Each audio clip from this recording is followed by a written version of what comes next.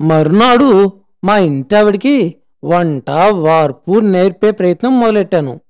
నేను దగ్గర కూర్చుని మన పద్ధతిలో వంట ఎలా వండాలి, ఎలా ఉంటుంది అనే విషయాలన్నీ తెలిసి తెలియని పద్ధతులన్నీ వచ్చి రాని భాషలో చెప్తూ ఉంటే ఆవిడ కూతుర్లు కూర్చొని ఒకటే నవ్వుకోవడం మొదలెట్టారు.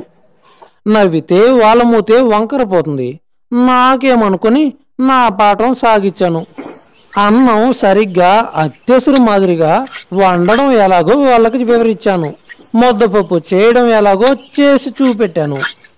అది మన గోదావరి జిల్లా వారి జన్మ హక్కు. తర్వాత బంగాళదుంప కూర వండించాను. ఉడికిన తర్వాత పోపు వేద్దామని మిరపకాయలు తుంపి ఆవాలు అవి జాగ్రత్త చేసుకుని చూసేటప్పటికి నూనె లేదు. మరి నూనె లేకపోతే ఎలాగా అన్నాను. ఇక్కడ కొవ్వే గాని మామూలు నూనెలేవి దొరకవండి అంది. సరే, రేపటి సంగతి ఆలోచిద్దామని ఆ పూట కాస్త వెన్న కాచి ఏదో సామెత చెప్పినట్టు అప్పుడు కాచిన వెన్నతో ఏదోలా తిరగమాత చేశాను. ఆ ఘాటుకి వాళ్ళు తట్టుకోలేక ఉక్కిరి బిక్కిరయ్యారు. తర్వాత పులుసు ముక్కలు ఉడకబెట్టి అందులోకి చింతపండు తిరగమాత పోసి పిసుకుతుంటే వాళ్ళకి వింతగా తోచింది. చేత్తో పిసకపోతే చెంచాతో పిసికి ఆ రసం తీసుకోకూడదా అని అడిగింది ఇంటావిడ. తీసుకోవచ్చు, కానీ పూర్తిగా అందులోని రసం తీసుకోవడం కష్టం. ఇది సులువైన మార్గం అని చెప్పినా వాళ్ళకి అట్టే నచ్చలేదు. ఏది సాధ్యమైన వస్తువైనా కానీ చేత్తో తాక్కుండానే చెయ్యాలి అనేది వాళ్ళ ఉద్దేశం. సరే, ఎలాగో ఆ పూటకి వంట అయింది అనిపించి మా వంటకాలు మీరు కూడా రుచి చూడండి అని పప్పు, రసము, ఇంకాస్త బంగాళదుంప కూర వాళ్ళకి కాస్త ఇచ్చి మీరు కూడా రుచి చూడండి అని చెప్పాను. ఆ తర్వాత క్రమేణా ఆవిడ ఏదో రకంగా మళ్ళీ నాకు వంట చేసి పెట్టడం మొదలెట్టింది. మన పప్పు చాలా బాగుంటుంది అంది. పులుసు కూడా చాలా బాగానే ఉంది, కానీ ఆ కారం మేము తినలేం అంది. తరువాత అంత చింతపండు కూడా ఇక్కడ తినడం మంచిది కాదు అంది. కావలసి వస్తే మాలాగా మీరు కొంచెం సూప్ చేసుకొని అందులో కాస్త నిమ్మరసం వేసుకోవచ్చు అని చెప్పింది. ఆ సలహా బాగానే ఉంది అని అనుకున్నాను.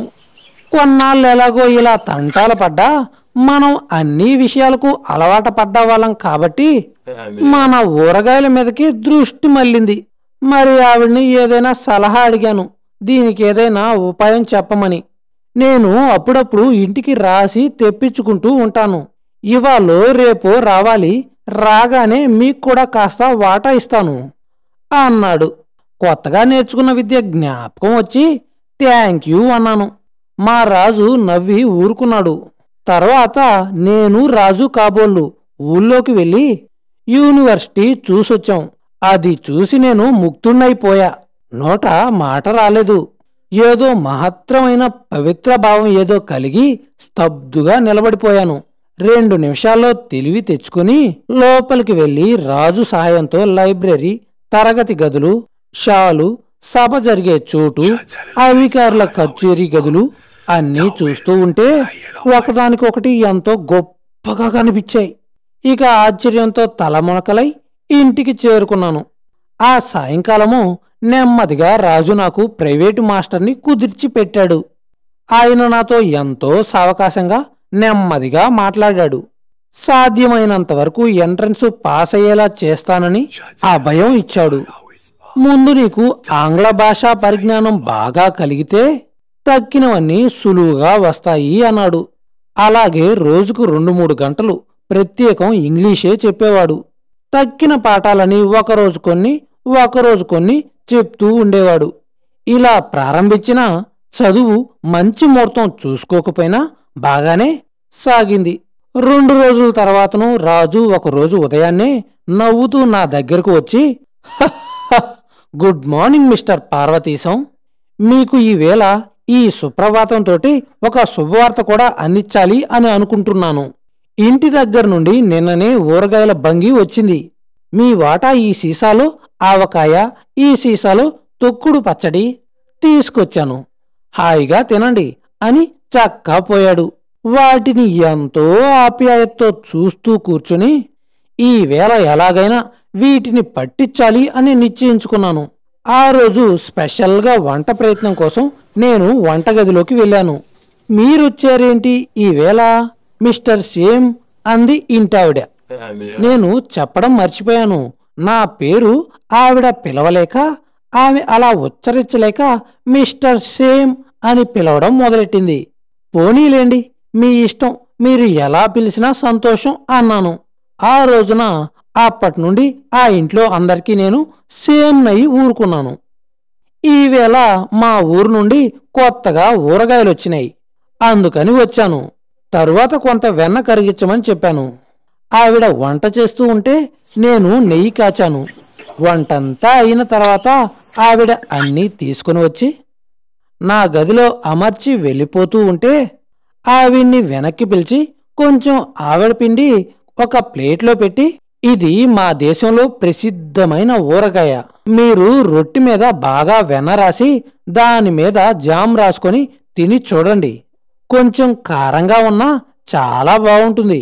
అట్టే ఉపయోగించకండి అని హెచ్చరిక కూడా చేశాను. ఆవిడ అందుకు సంతోషించి తీసుకుని వెళ్ళింది.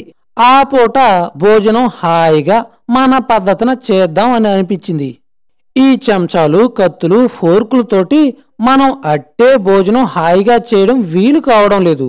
అందుకని ఒక్క పూటైనా మన పవిత్ర భారతదేశాన్ని తలుచుకుని మన ఆచారం అనుసరణీయమని నిశ్చయం చేసుకుని స్పూన్లు, ఫోర్కులు వగైరా పక్కకు పెట్టేసి సుఖంగా చేత్తో కలుపుకుని భోజనం ప్రారంభించాను. పప్పు అన్నం తినడం అయింది. రెండో వాయి ఆవకాయ కలుపుతూ ఉండగా అవతల నుండి కెవ్వుమని కేక వినబడింది. ఏంటో అని అనుకుంటూ ఉంటే ఓ మిస్టర్ సేమ్ అని పిలుపు వినబడ్డది. ఏం కొంప మునిగిందా అని కలిపిన ముద్ద నోట్లో పెట్టుకుని తలుపు తీద్దాం అని అనుకుంటూ ఉంటే ఓ మిస్టర్ సేమ్ అంటూ ఇంటి ఆవిడ వెనకనే ఇద్దరు కూతుర్లును గదిలో చొరబడ్డారు. ఏమిటమ్మా, ఏం జరిగింది అన్నాను. ఆవిడ ఏదో చెప్దాం అనుకుంటూ నా కంచం కేసి చూసింది. ఆవిడ సమాధానం కోసం నేను కలుపుకున్న ఆవకాయ చెయ్యి నాకుతూ నిరీక్షిస్తూ ఉన్నాను. ఆవిడ అది వరకు పడ్డ బాధేమిటో తెలియదు గాని ఇప్పుడు మటుకు నా చేతికేసి చూసి ఓ ఓ అంటూ వెనక్కి పడి నా చేతికేసి చూస్తూ కుర్చీలో పడి మూర్చపోయింది. అంతవరకు నా చేతికేసి చూస్తూ నన్ను చూస్తూ ఇకిలిస్తూ పకిలిస్తూ ఉన్న ఆమె కూతుర్లిద్దరూ ఆ ఉద్యమం మానుకుని 2 కన్నీళ్లు చుక్కలు బలవంతాన తెచ్చుకుని తల్లి సంరక్షణ కోసం ఇద్దరు ఆమె పంచన చేరి ఒకరు మంచినీళ్ళు అందించి ఒకరు ఆమె ముఖం మీద కాసిని నీళ్లు చిలకరిచ్చారు. ఆవిడ నెమ్మదిగా కళ్ళు తెచ్చి నాకేసి వేలుతో చూపిస్తూ వెక్కిళ్లతో సేమ్ సేమ్ యూ అంటూ మళ్ళీ మూర్చపోవడానికి ఉత్తిత్తురాలవుతూ ఉంటే నేను కూడా తొందరపడి ఆవిడ దగ్గరకు వెళ్ళి పర్వాలేదండి, మీరెందుకు అంత భయపడుతున్నారు? మీకేం భయం లేదు, అసలేం జరిగిందో చెప్పండి అంటూ మెల్లగా అనుయానిస్తూ ఆవకాయ కలుపుకున్నానన్న మాట మర్చి ఆ చేత్తోటే ఆవిడ కళ్ళు తుడిచాను. ఇంకేముంది, మళ్ళీ కొంపలు అంటుకున్నంత పని జరిగింది. ఆవిడ కళ్ళు బుగ్గలు బొగ్గుమని మండడం ప్రారంభించాయి. ఓ సేమ్, నన్ను చంపేశావు అంటూ గొల్లు మంది. పర్వాలేదు పర్వాలేదు, క్షమించండి అంటూ ఒక్క పరుగును వెళ్ళి నా చేతులు శుభ్రంగా కడుక్కుని తడి తువాళ్లతో ఆమె కళ్ళు బొగ్గలు ఒత్తి బొగ్గలకు కొంచెం నేను ఉపయోగించే సోవు రాశాను. ఇదంతా చూస్తూ నవ్వితే తల్లికి కోపం వస్తుంది. ఏడవాలన్నా ఏడవలేక నవ్వలేక నాకేసి గుడ్లప్పగిచ్చి ఆ పిల్లలిద్దరూ చూస్తూ నిలబడిపోయారు. సుమారు పావుగంట సేపు నాకు తోచిన శయ్యోపకారాలన్నీ చేసేసరికే ముసలావిడ ఉద్రేకం కళ్ళు బొగ్గలతో పాటు చల్లబడి oh same same, you are a bad boy, you really killed me, నువ్వు చాలా చెడ్డవాడివి, నన్ను చంపితివని నన్ను చంపినంత పని చేశావు అంటూ చిరుమందహాసం తన ముఖంలోకి తెచ్చుకుంది. అవునండి. ఇంతకీ నేను మీకేం చేశాను? ఇంతకీ మీరిప్పటి వరకు ఎందుకలా ఎలుకలా భయపడ్డారు? నేను చేసిన తప్పేంటో చెప్పారు కాదు. నా వల్ల తప్పేదైనా ఉంటే మన్నించండి అన్నాను ఎంతో విచారిస్తూ. అది కాదు నాయనా, ఇందులో నీ తప్పేమీ లేదు. నా మీద ప్రేమతో నువ్వు సరదాగా మీ ఊరి ఊరగాయ రుచి చూడమనిచ్చావు. నువ్వు చెప్పిన మాట పూర్తిగా గ్రహించుకోక నీకు భోజనం పెట్టగానే ఒక రొట్టె ముక్కకు కాసింత వెన్న ఆవకాయ పట్టించగానే అది కాస్త నోట్లో పెట్టగానే నశాలం అంటింది. ఆ బాధకు ఏమీ తోచక బాధతో నీ గదిలోకి వచ్చేసరికే నువ్వు అన్నం చేత్తో కలుపుకుని తినడమే కాకుండా ఆ చేతిని నాకుతూ ఉంటే నాకు మూర్ఛ వచ్చినంత పనైంది. ఈ పద్ధతులు మాకు అలవాటు లేక చూడగానే నాకు చైతన్యం పోయింది. అంతకంటే మరేమీ లేదు. నిన్ను కంగారు పెట్టాను.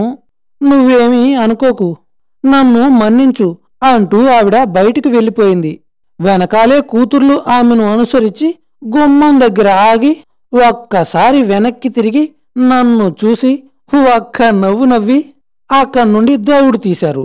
మరునాడు ఇక్కడ ఆవకాయ గొడవ, అది చేసిన హంగామా, మా ఇంటి ఆవిడ పడిన బాధ అదంతా కథ కింద రాజుతోటి చెప్పేసరికే రాజు విరగబడి ఒకటే నవ్వు. ఆ రోజు అస్తమానం ఒకరికొకరు తలుచుకుని ఒకటే నవ్వుకోవడం. ఈ కథ రాజన్న ఇంటావిడికి కూడా చెప్పాం. ఆవిడ కూడా తెగ నవ్వుకున్నారు. అక్కడి నుండి రాజు మిత్ర బృందానికి అంతటికీ వారం రోజుల వరకు ఈ కథ చెప్పి అందర్నీ నవ్విస్తూ ఆనంద పరవశులను చేశాడు. ఇక ఆ తర్వాత ఏమైంది అనేది మనం తర్వాత ఎపిసోడ్లో తెలుసుకుందాం. ఏంటి పిల్లలు, ఇంతకీ ఎలా అనిపించింది నా కథ? నచ్చిందా? నచ్చే ఉంటుందిలేండి. అయినా మన కథ నచ్చకుండా ఎలా ఉంటుంది? ఏమండోయ్, అలా చూసేసి వెళ్ళిపోకండి. ఈ వీడియో గనక మీకు నచ్చినట్లయితే వీడియోకి ఒక లైక్ ఇచ్చి వీడియోని మీ ఫ్రెండ్స్ అండ్ ఫ్యామిలీ మెంబర్స్ కూడా సజెస్ట్ చేయండి. అన్నట్టు చెప్పడం మర్చిపోయాను, వీడియోని షేర్ చేయమని అడుగుతున్నానండి. అలాగే మన ఛానల్ని సబ్స్క్రైబ్ చేయకుండా ఉంటే కిందొచ్చే రెడ్ కలర్ సబ్స్క్రైబ్ బటన్ని వెంటనే సబ్స్క్రైబ్ చేసి మీ ఆదరణ మాకు అందించండి. మళ్ళీ తర్వాత ఎపిసోడ్లో కలుసుకుందాము. ఉంటా మరి. ఇట్లు మీ యందు ప్రేమతో మీ విధేయుడు బారిస్టర్ పార్వతీశం.